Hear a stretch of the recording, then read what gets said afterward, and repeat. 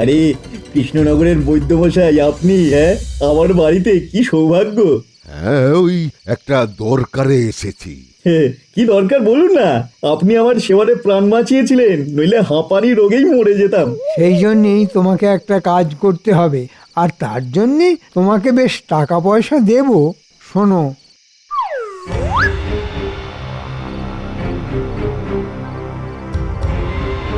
কি রাজি তো? একেবারে গোপালের বিরুদ্ধে? আচ্ছা, আপনারা এত করে বলছেন যখন, রাজি। ঠিক আছে, তোমাকে আমরা একেবারে সাজিয়ে গুছিয়ে নেব, তোমার কোনো চিন্তা নেই। দেখো বাবা হারাধন, তুমি আমাদের সাথে চলো, তুমি এখন আমাদের ভরসা। কুসুম তো খুব অসুস্থ হয়ে পড়েছে, তাই তো আমিও খুব চিন্তায় পড়ে গেলাম।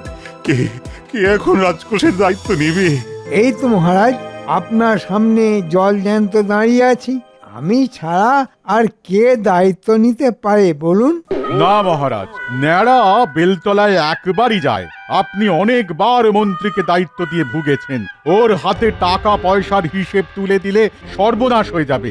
ওর বুদ্ধি নিয়ে আমার কিন্তু খুব সন্দেহ আছে মহারাজ। কেন জ্যোতিষী, তুমি কি ভাবছো তোমার কাঁধে দায়িত্ব তুলে দেওয়া হবে নাকি? হ্যাঁ, না না মহারাজ, ওই মন্ত্রীকে এই দায়িত্ব দেওয়া একদম ঠিক হবে না। মন্ত্রীকে দায়িত্ব দিলে উল্টে আপনি নিজেই বিপদে পড়বেন। তা তা তোমরা ঠিকই বলেছ, কিন্তু কয়েকদিনের জন্য তো কাউকে চাই। সে কে হবে? রাজকোষের দায়িত্ব বলে কথা, পুরো রাজ্যের সম্পদ। মহারাজ, আমার মতে এই সভায় বেশ পুরনো এবং বিশ্বস্ত লোক হলো গোপাল। তার বুদ্ধির কোনো তুলনাই নেই। হ্যাঁ, আমার মনে হয় তাকেই এই দায়িত্ব দেওয়া হোক। হ্যাঁ, সর্বনাশ হয়ে যাবে। বেটা গোমুখু ও সামলাবে রাজকোষ, সব টাকা লুটপাট হয়ে যাবে। না মন্ত্রী, এটা তুমি ঠিক বোঝো না। গোপাল হিসেব রাখতে জানে না এমনটা কিন্তু মোটেই নয়। গোপাল যা কিপটে আর হিসেবি, সেটা গোপালের গিন্নি বেশ ভালো করেই জানে। হিসেব করে করেই তো গোপালের অর্ধেকটা জীবন কেটে গেল। হ্যাঁ, এটা আমার গিন্নিও বলে। মহারাজ, আপনি একটু ভেবে দেখুন, গোপালের পেটে বিদ্যে বুদ্ধি তো অত নেই, তাও আপনি ওকে দায়িত্ব দেবেন? তুমি অত ভেবো না বৈদ্য, তাহলে আবার তোমার পেটের রোগ হবে। ঠিক আছে, তাহলে আমি গোপালকে এই পদে অস্থায়ীভাবে বসালাম। এই নাও গোপাল, এদিকে এসো, এদিকে এসো।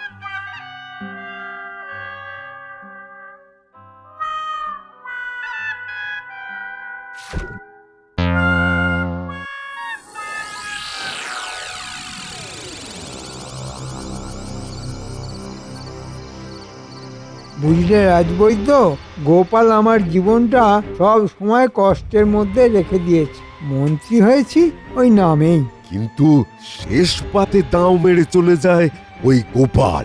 তাই কি করে রাজকোষ লুট করা যায় সেই পরিকল্পনা করতে হবে। একদম ঠিক বলেছেন, মারিত গন্ডার আর লুটিত ভান্ডার। একবার যদি কায়দা করে রাজকোষ ফাঁকা করা যায়, তাহলে গোপালকে গারদে ভরা যাবে আর আমার ফায়দা হবে। তোমাকেও ভাগ দেব, চিন্তা নেই। কিন্তু আমার মতে এই কাজ একরকম অসম্ভব।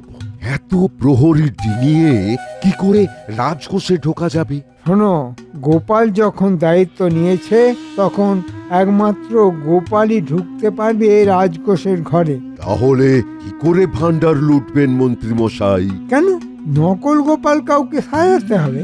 এই রাজ্যে বা পাশাপাশি রাজ্যে গোপালের মতো দেখতে কাউকে পাওয়া যাবে না? বা বেশ ভালো বলেছেন তো। তা তোমার কি এরকম কাউকে চেনা আছে নাকি বৈদ্য? তুমি তো অনেক দূর দূর রুগী দেখতে যাও। দেখুন, আমি একজনকে চিনি, মানে অনেক দিন আগে ওই খাম্বাজ রাজ্যে এক রোগীকে দেখতে গেছিলাম। বেশ অনেকটাই গোপালের মতন দেখতে। নামটা তার ওই হারাধন। তবে আবার কি? তবে ওই ব্যাটার গায়ের রংটা একটু কালো। সে কায়দা করে ময়দা মাখিয়ে সাদা করা যাবে। তা গোপালের মতো দেখতে ওই লোকটাকে দেখতে যাবেন নাকি? হ্যাঁ, তাহলে আজকে রাতেই চলো, দেখে আসি। ঠিক বলেছেন, ওই শুভ কাজে দেরি করতে নেই। চলুন চলুন। আমি ঘোড়ার গাড়ির ব্যবস্থা করে নিচ্ছি, তুমি আমার সাথে ঘোড়ার গাড়িতেই যাবে। আজকের রাজসভায় সবাই আমাকে সমর্থন করলো, কিন্তু বৈদ্য আর মন্ত্রী করলো না। হুম এ তখন থেকে কি বিড় করছো? জ্বর ছাড়াচ্ছি। তোমার তো টাক মাথা, ওতে আবার কি জব করবে, আবার কি ছাড়াবে? এই জট সে জট নয় গিন্নি, এক জটিল জট। আজকে রাজসভায় মহারাজ আমাকে একটা বড় দায়িত্ব দিল, রাজকোষ সামলানোর হিসাব নিকাশ করার দায়িত্ব। বাহ, বেশ ভালো তো। দায়িত্ব যখন বাড়লো তখন কিছু বেতন নিশ্চয়ই বাড়বে। সেটা বড় কথা নয় গিন্নি, আসল কথা হলো মহারাজের এই সিদ্ধান্তে মন্ত্রী আর বৈদ্য মোটেই খুশি হয়নি।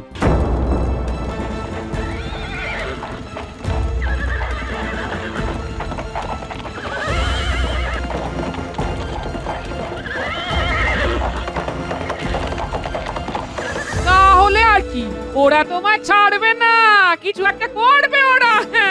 ঠিক বলেছ, ওরা আমার পিছনে লেগে সর্বনাশ করার চেষ্টা তো করবেই, তাই আমাকে আরো সতর্ক হতে হবে গিন্নি। ঠিক আছে, এ না হয় হবেক্ষণ। এখন হাত ধুয়ে খেতে বসো, অনেক রাত হলো, আমি খাবার বাড়ছি। হ্যাঁ আচ্ছা গিন্নি, বাড়ো।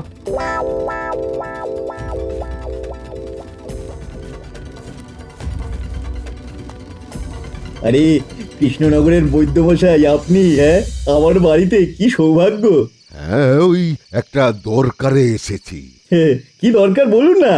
আপনি আমার সেবারে প্রাণ বাঁচিয়েছিলেন, নইলে হাঁপানি রোগেই মরে যেতাম। সেই জন্যেই তোমাকে একটা কাজ করতে হবে, আর তার জন্যে তোমাকে বেশ টাকা পয়সা দেব। শোনো,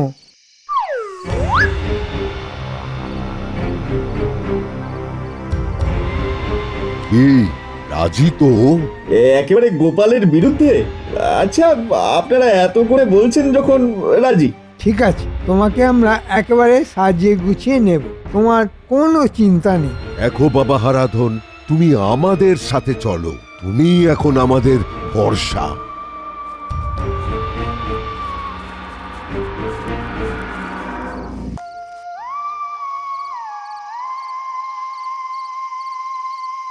আমাকে অপদস্থ করার শুধুমাত্র একটাই উপায় আছে, আর সেটা হলো রাজকোষে চুরি করা। আরে কি গো, বলি ঘুমোবে কখন? বলি রাত পেরিয়ে ভোর হলে নাকি? আহ গিন্নি, তুমি তো মন্ত্রীকে চেনো না। আমি তোমার সাথে যেমন ঘর সংসার করি, ওর সাথেও রাজসভায় সংসার করি। সে তুমি যা খুশি করো গিয়ে, শুধু বীর যা করার মনে মনে করো, আমাকে শান্তিতে ঘুমোতে দাও, তাহলেই হবে। ঠিক আছে, মন্ত্রী নিজের মতো নেগোক, মন্ত্রীকে বাধা দেওয়া যাবে না, হাতে নাতে ধরতে হবে। কিন্তু কি করে কি করে কি করে কি কি কি পেয়েছি।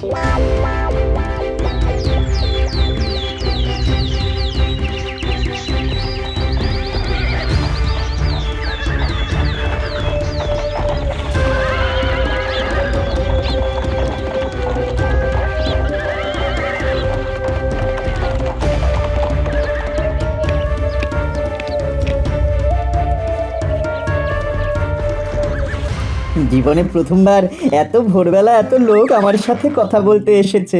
বেশি কথা না বলে তোমাকে যেটা বলা হচ্ছে সেটা করতে হবে। একে চিনতে পারছো তো? আরে গোপাল দাদাকে কে না চেনে, তবে এ তো কালো মুখ। যাক, ঠিকই চিনেছো। আসলে গোপালের মাথায় একটা গন্ডগোল হওয়াতে নিজেকে চিনতে পারছি না। আমি ওষুধ দিয়েছি, খুব তাড়াতাড়ি সেরে উঠবে। আর বলো না, গোপাল বেশ অনেক দিন ধরে ওই সমুদ্রের ধারে গিয়ে বসেছিল। দিন রাত ওই রোদ আর নোনা জল খেয়ে একরকম কালো হয়ে গেছে। তোমাকে এই কালো গোপালকে সাদা করতে হবে। দেখুন, এই তল্লাটে যত যাত্রাপালা হয় তাতে সব আমার হাতে সাজানো লোকই নাটক করে, অভিনয় করে। এনাকে ঘষে মেজে রং করে পুরনো রূপ তুলে ধরা আমার কাছে তেমন কোনো ব্যাপার না। ঠিক আছে, তুমি কাজ শুরু করে দাও, আমরা গোপালকে নিয়ে যাব। ওকে এখন একটু চোখে চোখে রাখতে হবে, নইলে কখন আবার ওই সমুদ্র পাহাড়ে চলে যাবে কে জানে। ঠিক আছে, আপনারা ওই পিঁড়িতে বসুন, আমি এক্ষুনি কাজ শুরু করে দিচ্ছি। ঠিক আছে। শোনো, এরপর নকল গোপালকে লুকিয়ে রাখতে হবে।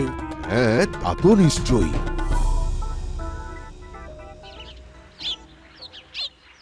গিন্নি এলাম। হ্যাঁ, সব বাজার নিয়ে এসো কিন্তু দাম শুনে আবার ভুলে যেও না যেন। হ্যাঁ, আরে না না,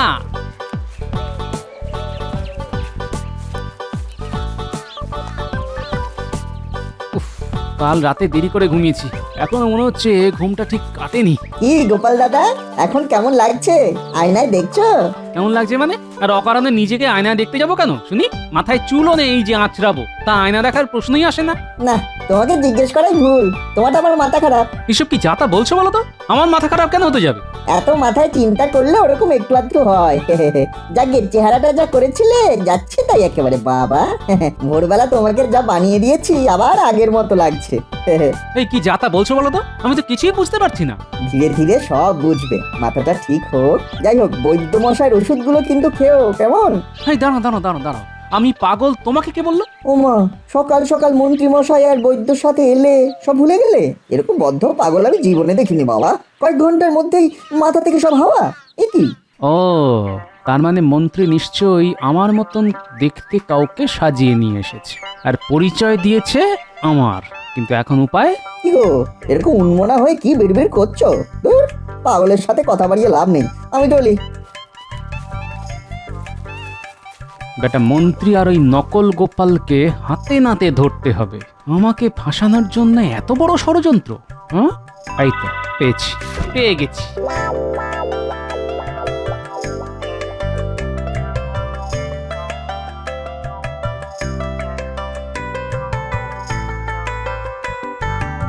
শোনো প্রহরীগণ, আজকে আমি এই কোষাগারেই থাকবো। কিন্তু আমাদের তো একটু পরেই আজকে সকালের পাহারার সময় শেষ হয়ে যাবে, আবার খেয়ে দিয়ে দুপুরে আসবো। হ্যাঁ, তোমরা চলে যেও, আমি এই ঘরেই থাকবো। অনেক হিসেবপত্র বাকি আছে, বুঝলে? আচ্ছা, আর হ্যাঁ শোনো, মাঝে মধ্যে প্রকৃতির ডাক এলে আমি আসবো যাব, তখন আর মুদ্রা দেখতে চেও না কিন্তু। আচ্ছা গোপাল দাদা, তোমার কাছে কি আর বারবার প্রমাণ চাইবো? ঠিক আছে।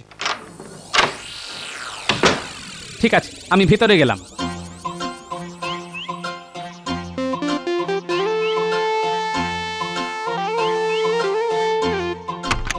ভরপেট খেয়ে এসেছি, ব্যাস আর কোনো চিন্তা নেই। সন্ধ্যের মধ্যে সব কাজ হয়ে যাবে। এবার আগে বেশ কিছু মোহর গয়নাগাটি বের করে ফেলি।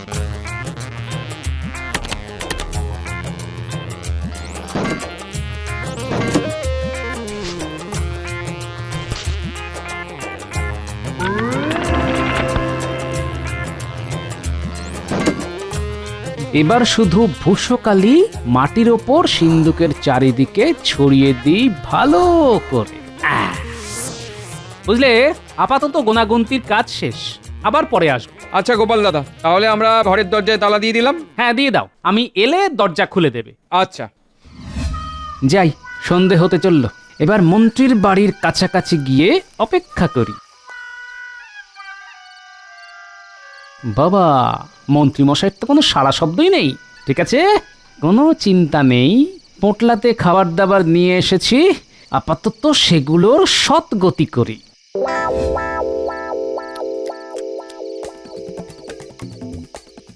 দেখো হারাধন, যেরকম বললাম সেরকম পারবে তো? হ্যাঁ মন্ত্রী মশাই, পারবো। এই নাও, এটা হলো সিন্দুকের চাবির নকল। বাবা, এটা আপনি কিভাবে পেলেন?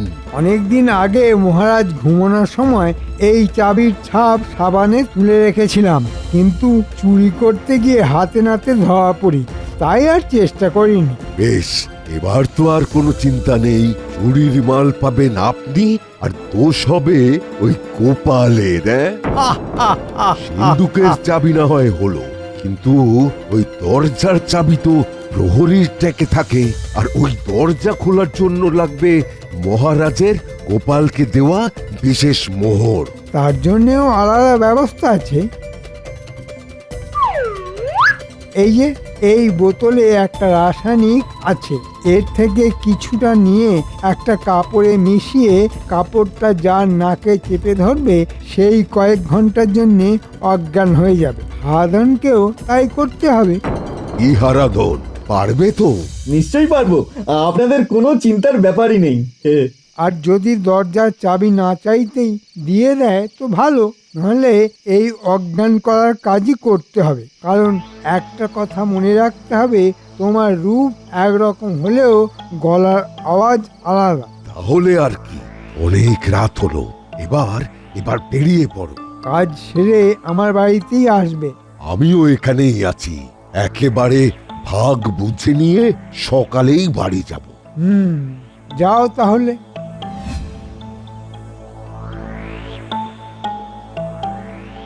ও, তার মানে এই সেই নকল গোপাল। বাহ, একেবারে আমার মতোই তো লাগছে মুখ চোখ।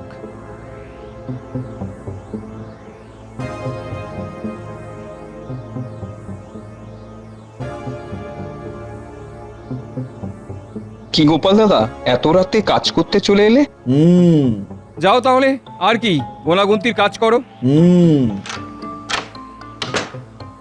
বাবা, এ তো দারুণ ব্যাপার বটে। আমার কাছে মুদ্রাও দেখতে চাইলো না। যাকে আমি আমার কাজ করি।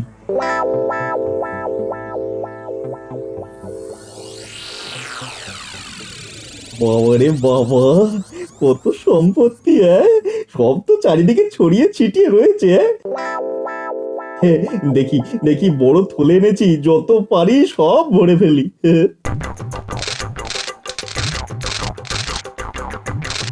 হাত পা কেমন একটা চ্যাট চ্যাট করছে, অল্প আলোতে বুঝতেও তো পারছি না। যা পারছি তুলে নি। আরে সাবাস, সিন্দুক তো খোলাই আছে। সিন্দুক থেকেও যতটা পারি সরিয়ে ফেলি।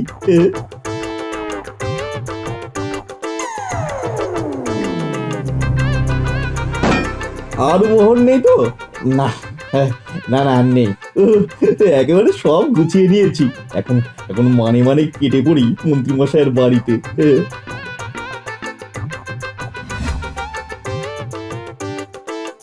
এই তো মোক্ষম সময়, প্রহরী বদলাচ্ছে। এই সুযোগে আমাকে রাজবাড়ি থেকে বেরিয়ে পড়তে হবে। যাও বাচ্চাধন, যাও। তুমি যাও মোহর নিয়ে, আমি যাই মহারাজের কাছে। একেবারে যেরকম চেয়েছি একদম সেই রকম। যাই, এবার গিয়ে মহারাজকে খবরটা দিয়ে দিই।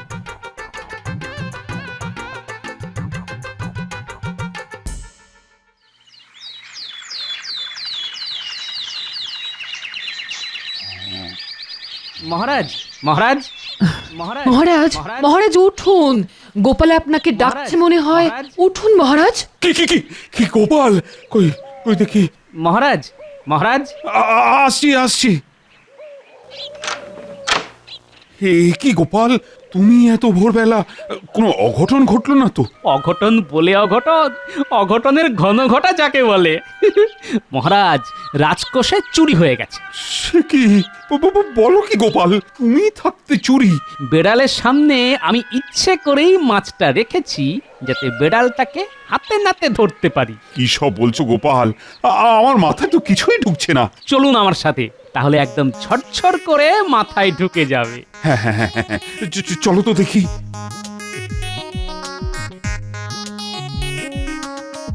এই দেখুন মহারাজ, পায়ের ছাপ। এবার বুঝেছি গোপাল। চলো গোপাল, এবার এই পায়ের ছাপকে অনুসরণ করে এগিয়ে যাই।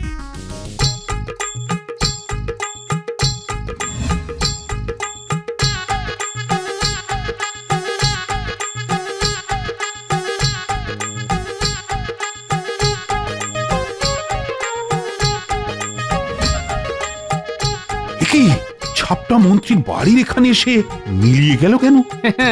মহারাজ, বেড়ালটা এই বাড়িতেই ঘাপটি মেরে লুকিয়ে আছে। আচ্ছা, এবার বুঝেছি, এই সব মন্ত্রীর বুদ্ধি। শুধু কি মন্ত্রী মশাইয়ের একার বুদ্ধি? চলুন ঘরে গিয়ে দেখবেন, হয়তো দু একটা আরো হুলো বেড়াল বেরিয়ে আসবে। কে? বাইরে এসে দেখুন কে এসেছে। এই কি? ইয়ে মানে মহারাজ, কোনো অসুবিধা হয়েছে নাকি? মানে আমাকে ডেকে পাঠাতেন, আমি চলে যেতাম। আপনি কষ্ট করে আসতে গেলেন কেন? হ্যাঁ, একেবারে নিয়ে যাবার জন্যই আসলাম। হ্যাঁ, মহারাজ আবার সব জেনে গেল নাকি? না মানে আমি বুঝলাম না মহারাজ।